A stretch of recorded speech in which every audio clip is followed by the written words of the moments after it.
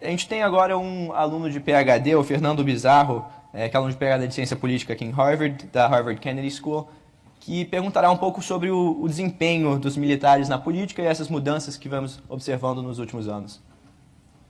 Obrigado. Bom dia, vice-presidente. A percepção de que governar não era tarefa para as Forças Armadas foi uma das razões pelas quais os militares devolveram o poder para os civis em 1985. A historiografia da ditadura militar, por exemplo, demonstra que essa percepção motivou líderes como o general Geisel a iniciar a transição de volta para a democracia para preservar a unidade e a legitimidade das Forças Armadas enquanto instituições do Estado brasileiro.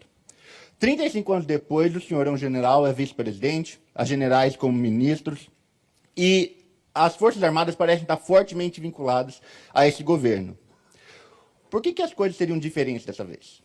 O senhor não teme que a Associação das Forças Armadas, que são uma instituição permanente do Estado brasileiro, com um governo que é necessariamente temporário, ela pode corroer a legitimidade e a unidade das forças? Ou seja, para colocar a pergunta de uma forma diferente, por que a lição que o general Geisel aprendeu não se aplica ao senhor? Bom, vamos olhar o seguinte, o general Geisel não foi eleito, eu fui.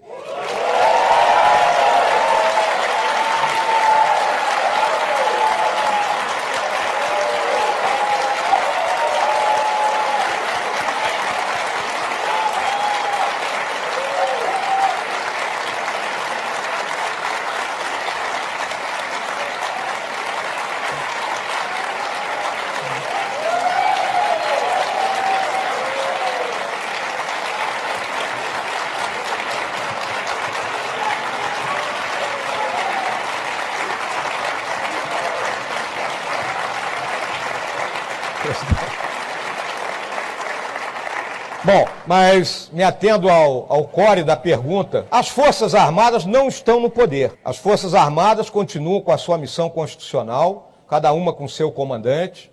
A missão constitucional, eu lembro sempre, defesa da pátria, garantia dos poderes constitucionais e, por iniciativa de qualquer um desses, garantia da lei e da ordem. O que ocorre? 2 militares foram eleitos. O presidente Bolsonaro, 30 anos fora das Forças Armadas, ele é um político, mais político do que um militar. Mas carrega dentro de si, obviamente, toda aquela formação que nós tivemos. Durante algum tempo ele buscou, nos quadros políticos, um parceiro para a candidatura dele.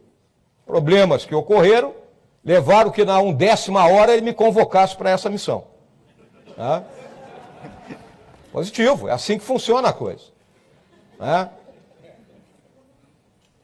Na hora da gente governar, nós buscamos os melhores quadros. Às vezes, alguns aqui, óbvio, podem discordar, óbvio, a opinião é de cada um de nós, isso faz parte do jogo democrático. E óbvio que os companheiros que nós conhecíamos dentro das forças, foram convocados. Mas são todos na reserva, já estão afastados das forças. Agora, concordo plenamente com a parte do que você colocou. Se o nosso governo falhar, errar demais, porque todo mundo erra, mas se errar demais, não entregar o que está prometendo, essa conta irá para as Forças Armadas. Daí a nossa extrema preocupação e as palavras que o presidente falou na noite, no domingo à noite, no dia 28 de outubro, quando nós fomos eleitos, que ele olhou para mim e disse assim, nós não podemos errar. A gente tem agora um aluno de PhD, o Fernando Bizarro, que é aluno de PhD de Ciência Política aqui em Harvard, da Harvard Kennedy School, que perguntará um pouco sobre o desempenho dos militares na política e essas mudanças que vamos observando nos últimos anos. Obrigado. Bom dia, vice-presidente. A percepção de que governar não era tarefa para as Forças Armadas foi uma das razões pelas quais os militares devolveram o poder para os civis em 1985. A historiografia da ditadura militar, por exemplo, demonstra que essa percepção motivou líderes como o general Geisel a iniciar a transição de volta para a democracia para preservar a unidade e a legitimidade das Forças Armadas enquanto instituições do Estado brasileiro. 35 anos depois, o senhor é um general, é vice-presidente, há generais como ministros, e as Forças Armadas parecem estar fortemente vinculadas a esse governo. Por que as coisas seriam diferentes dessa vez? O senhor não teme que a Associação das Forças Armadas, que são uma instituição permanente do Estado brasileiro, com um governo que é necessariamente temporário, ela pode corroer a legitimidade e a unidade das forças? Ou seja, para colocar a pergunta de uma forma diferente, por que a lição que o general Geisel aprendeu não se aplica ao senhor?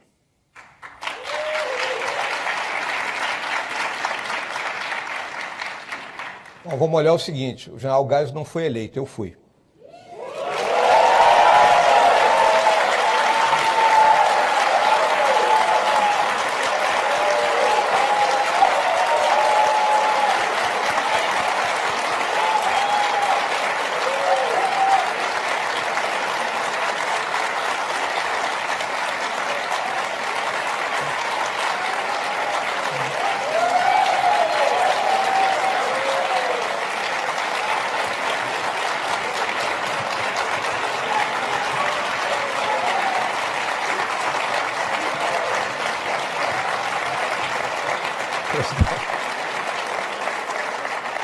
Bom, mas me atendo ao core da pergunta. As Forças Armadas não estão no poder. As Forças Armadas continuam com a sua missão constitucional, cada uma com seu comandante. A missão constitucional, eu lembro sempre, defesa da pátria, garantia dos poderes constitucionais e, por iniciativa de qualquer um desses, garantia da lei e da ordem. O que ocorre? 2 militares foram eleitos. O presidente Bolsonaro, 30 anos fora das Forças Armadas, ele é um político, mais político do que um militar. Mas carrega dentro de si, obviamente, toda aquela formação que nós tivemos. Durante algum tempo ele buscou, nos quadros políticos, um parceiro para a candidatura dele. Problemas que ocorreram levaram que na 1ª hora ele me convocasse para essa missão.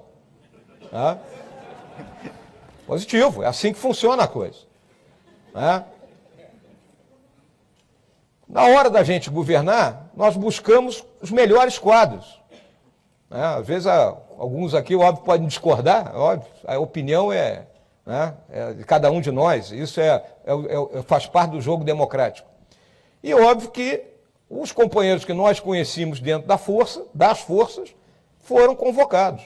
Mas são todos na reserva, já estão afastados das forças. Agora, concordo plenamente com a parte do que você colocou. Se o nosso governo falhar, errar demais, porque todo mundo erra, mas se errar demais, não entregar o que está prometendo, essa conta irá para as Forças Armadas. Daí a nossa extrema preocupação e as palavras que o presidente falou na noite, no domingo à noite, no dia 28 de outubro, quando nós fomos eleitos, que ele olhou para mim e disse assim, nós não podemos errar. Então é isso.